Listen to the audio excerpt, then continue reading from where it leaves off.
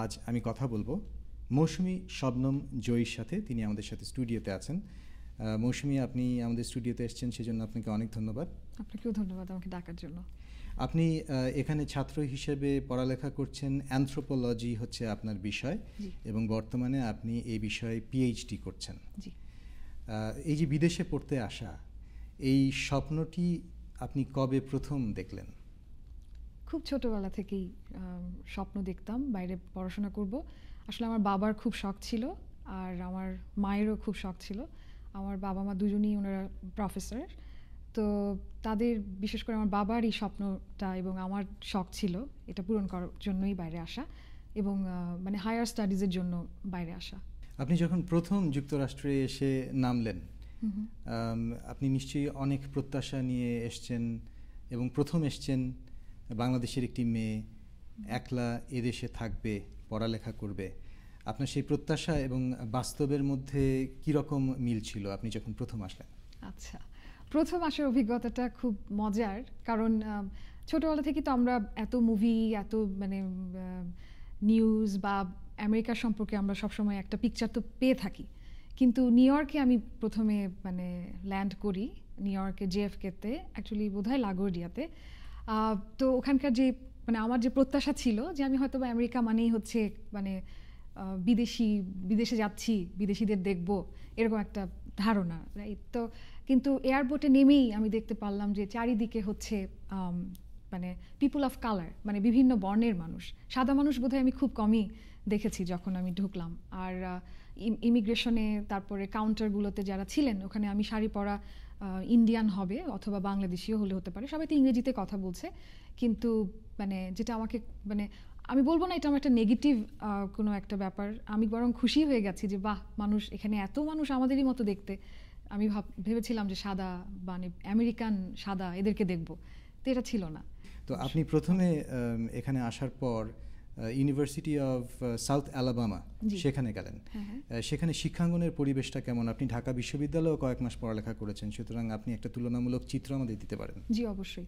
আসলে আমি ঢাকা ইউনিভার্সিটিকে এখানে যখন আসি অ্যাজ অ্যান আন্ডারগ্র্যাড অনার্স করার জন্য অ্যানথ্রোপোলজিতে সাউথে যাই, আমার কিন্তু কোনো ধারণা ছিল না যে সাউথ অ্যালাবামাটা ঠিক কোথায়, বা তখন আমাদের এই ইনফরমেশন টেকনোলজি মানে এত এখন যেমন আমরা ইন্টারনেটটাকে সার্চ করছি অহরহ, ওই সুযোগটা ছিল না।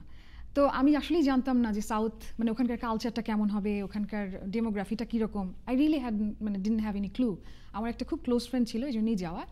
কিন্তু সাউথে যখন ছিলাম ওখানকার পরিবেশটাতে যেটা দেখলাম, আমাদেরকে যারা আমরা people of colour international student, আমাদেরকে মানে লোকাল মানুষ সেরকম ফ্রেন্ডলি ছিল না, বন্ধুপূর্ণ খুব কমই ছিল।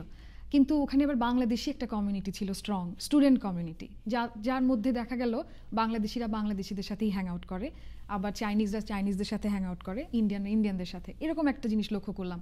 ওটা আমার কাছে খুব ভালো লাগে নাই। আর আমি চেষ্টা করলাম যে অন্য একটা স্টেটে যাব, আর টিউশনটা অনেক হাই ছিল আর আমি একটা জায়গায় ইনস্টেট দিতে পারলাম, যেটা হচ্ছে যে হাফ টিউশন দিতে অ্যালাউ করলো। আমি সেই জন্য মুভ করে নর্থে চলে গেলাম, এটা মিড ওয়েস্টে। অ্যান্ড ওখানে যে আমার যে অভিজ্ঞতা সেটা সম্পূর্ণ অন্যরকম, খুব বেশি পজিটিভ।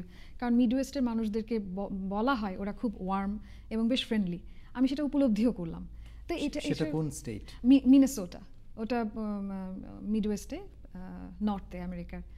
আর খুব আর আরেকটা মজার ব্যাপার হচ্ছে সাউথ, আমি যেমন নিউ ইয়র্কে তো এক ধরনের দেখলাম, আমার অভিজ্ঞতা হলো। তারপরে যখন আমি একটা গ্রেহাউন্ড, এখানকার বাস সিস্টেম বলে গ্রেহাউন্ড, ওটাতে করে প্রায় 32 ঘন্টা জার্নি করে একাই গিয়ে পৌঁছালাম অ্যালাবামায়। তো যখন যাচ্ছি আমি বোধহয় পৃথিবীতে এত সবুজ, মানে বাংলাদেশেই ছিলাম, আর America was my first country to কাম।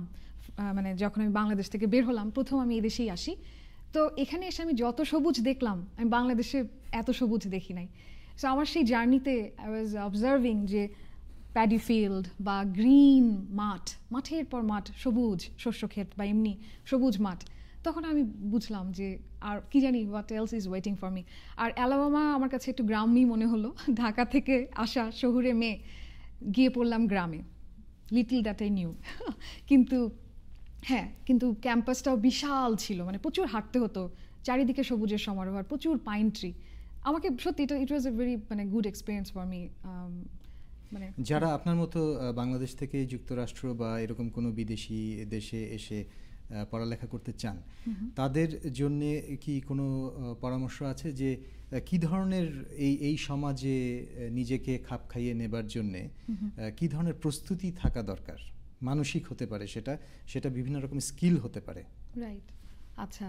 যেমন আমি যখন প্রথম সাউথে আসি, মানে ইন্টারন্যাশনাল স্টুডেন্ট হিসাবে সাউথে, আমার মনে হয় শুরুতেই যারা ইউনিভার্সিটিটা চুজ করে তাদের একটু রিসার্চ করা উচিত। আমি শিওর এখন বাংলাদেশে সবাই এই রিসার্চগুলো করে, কারণ এখন ইন্টারনেটের যুগ। আমি তখন সেটা করার সুযোগ পাইনি। কিন্তু আমি বলবো যে ক্যাম্পাসটা কীরকম, ক্যাম্পাসটাতে ইন্টারন্যাশনাল স্টুডেন্ট বডি কীরকম, এগুলো একটা রিসার্চ করে আসা উচিত।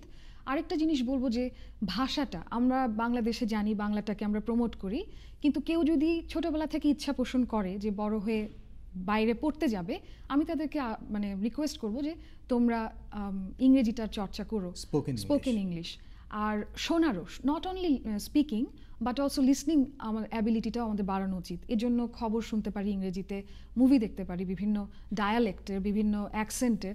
আমার যেমন খুব অসুবিধা হয়েছিল সাউথে, আমার কিছু টিচার ছিলেন যারা একদম সাউদার্ন অ্যাকসেন্টে কথা বলতেন। আমি প্রথম সেমেস্টারে আমার খুব খারাপ গেছে, আমি আসলেই লেকচার বুঝতে পারতাম না, কারণ ওদের স্ট্রং সাউদার্ন অ্যাকসেন্টে কথা বলতেন। ওটাও একটা কারণ ছিল অ্যাকচুয়ালি আমার চিন্তা করা যে I need to move. I felt very alienated, নিজেকে খুব মনে হতো বোকা নাকি, আমি কেন বুঝতেছি না, আমি তো ইংরেজি এতদিন শুনে আসছি। কিন্তু আসলে ওই অ্যাকসেন্টের কারণে একটা মানে নির্দিষ্ট একটা কিছু অ্যাকসেন্টে ওরা কথা বলতো, যেটা আমার জন্য, তো আমি বলবো যে ইংরেজি চর্চাটা করা উচিত। যুক্তরাষ্ট্র তো একটা বড় দেশ এবং এখানে চলাফেরা করার জন্য সব জায়গায় হয়তো বাস নাই, তো গাড়ির ওপরে, নিজে গাড়ি চালানোর উপরেও তো অনেক বেশি নির্ভরশীল হয় মানুষ। সেটাও কি মনে হয় আপনার কাছে গুরুত্বপূর্ণ? অবশ্যই, থ্যাংক ইউ এটা বলার জন্য। হ্যাঁ, যেমন সাউথে ওদের কোনো পাবলিক ট্রান্সপোর্টেশনটা ভালো ছিল না। ক্যাম্পাসে যাব, বাজারে যাব, একজন মেয়ে হিসাবে এটা একটা প্রবলেম ছিল এই কারণে যে তাহলে আমার কাউকে, বাংলাদেশি কাউকে বা কোনো বন্ধুকে বা কোনো ভাই বা ভাবিকে ফোন করে বলতে হতো আমাকে একটু রাইড দিন আপনারা যখন বাজারে যাবেন। তো গাড়ি চালানোটা শিখলে হ্যাঁ একটা সুবিধা, যে এখানে যে এরকম স্টেটে যদি কেউ যায়, আমার মনে হয় ওই রিসার্চটাও করা উচিত যে ওখানকার ট্রান্সপোর্টটা কীরকম, আসলেই ওখানে আমি গাড়ি ছাড়া চলতে পারবো কিনা। তাহলে ওই মানুষের প্রতি এটাকে কি বলে, ডিপেন্ডেন্সিটা কমে যায়, নির্ভরশীলতাটা। হ্যাঁ, এটা আমি ফেস করেছি। কিন্তু আমি যখন মিনেসোটাতে গেলাম, ওখানে আবার গাড়িটা এত বেশি প্রয়োজন ছিল না, ওখানে পাবলিক ট্রান্সপোর্ট ছিল আর বাস টাস যেত, যেসব শপিং সেন্টারে আমি যেতে চেতাম। কিন্তু পরবর্তীতে আমি গাড়ি কিনেছিলাম।